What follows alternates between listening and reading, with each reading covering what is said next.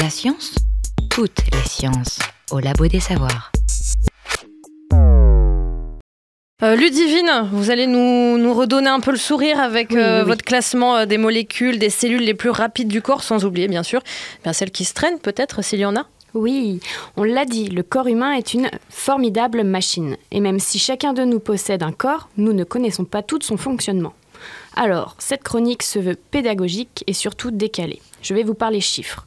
Non pas à combien de km/h peut courir un homme, mais plutôt de vitesse, de débit, de nos fluides corporels, mais aussi de différents signaux. On vous a parlé du sang, des neurones, du microbiote, mais l'eau alors ? Eh oui, le corps humain est en moyenne composé à 65% d'eau, mais celle-ci ne peut pas être stockée. En effet, l'organisme élimine en permanence de l'eau via les excrétions, principalement l'urine, la respiration, la transpiration. Voici quelques chiffres concernant l'urine. Chaque jour, c'est environ 1,5 litre d'urine par personne qui est produit. Sur l'ensemble du globe, les hommes éliminent plus de 10 milliards de litres d'urine par jour. Et en une vie entière, une personne élimine plus de 40 000 litres, soit l'équivalent d'une piscine. Un débit d'urine normal varie en fonction de l'âge de la personne et de son sexe, de 10 ml par seconde à 21 ml par seconde.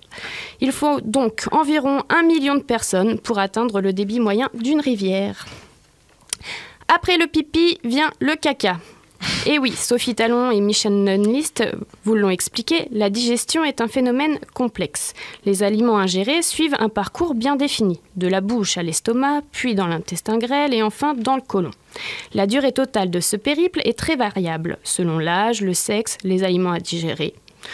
De 2 à 6 heures dans l'estomac, de 7 à 10 heures dans l'intestin grêle et enfin 15 heures dans le côlon, soit de 24 à plus de 30 heures pour un parcours complet. L'évacuation des selles se fait de 2 à 3 fois par jour pour certains à 3 fois par semaine pour d'autres. Une personne produit en moyenne 200 grammes de matière fécale par jour, soit 50 kg par an. En fait, à la seconde, plus de 11 000 kilos sont produits. C'est énorme. Je suis en train de penser à cette scène de Jurassic Park quand ils sont juste à côté de la fiente de dinosaures et je me dis que ça doit donner ça à l'année. C'est ça, à peu près, ouais. À l'année, en fait, ça représente 355 millions de tonnes d'excréments humains. Waouh. C'est énorme. Il faut absolument penser à le recycler, on pourra en faire des choses. Hein. Ah, sans doute. La sans doute. méthanisation. Absolument. Pipi, caca, c'est fait. Changeons un peu et intéressons-nous à la semence de l'homme. Et oui, des mesures ont été faites. La vitesse moyenne du sperme au moment de l'éjaculation est de environ 50 km/h. Aussi rapide qu'une voiture en ville, mais aussi qu'un jaguar. Putain, pas le temps de niaiser, quoi. Non, pas le temps. Quand faut y aller, les gars, quoi. Exactement.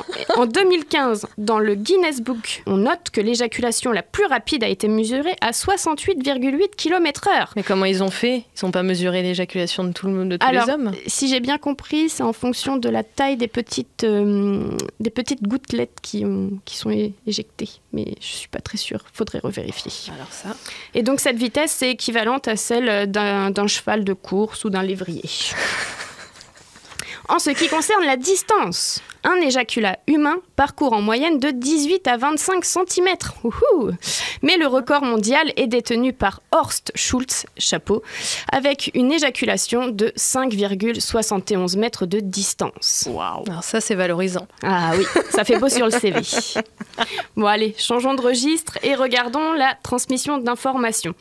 Une équipe de l'Université de Pennsylvanie a travaillé sur la transmission des informations visuelles par la rétine au cerveau. Des expériences ont été menées sur des cochons d'Inde. Les chercheurs ont ainsi estimé que les 100 000 cellules ganglionnaires tapissant la rétine d'un cochon d'Inde peuvent transmettre environ 875 000 bits d'informations par seconde. Sachant que la rétine d'une personne contient 10 fois plus de cellules ganglionnaires, il est possible de faire une estimation pour l'homme.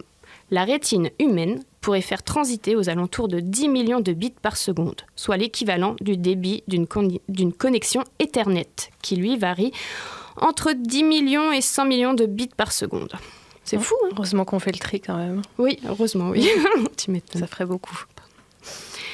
Et pour finir, sur une note encore plus joyeuse et mignonne, moi qui suis jeune maman, il y a une mesure qui me fascine. La vitesse des battements du cœur du fœtus et du bébé.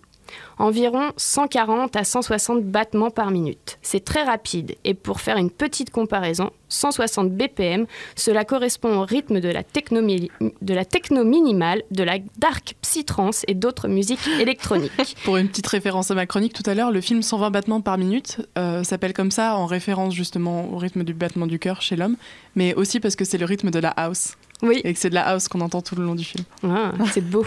Comme quoi, le corps, c'est une véritable, formidable machine. Et une belle musique.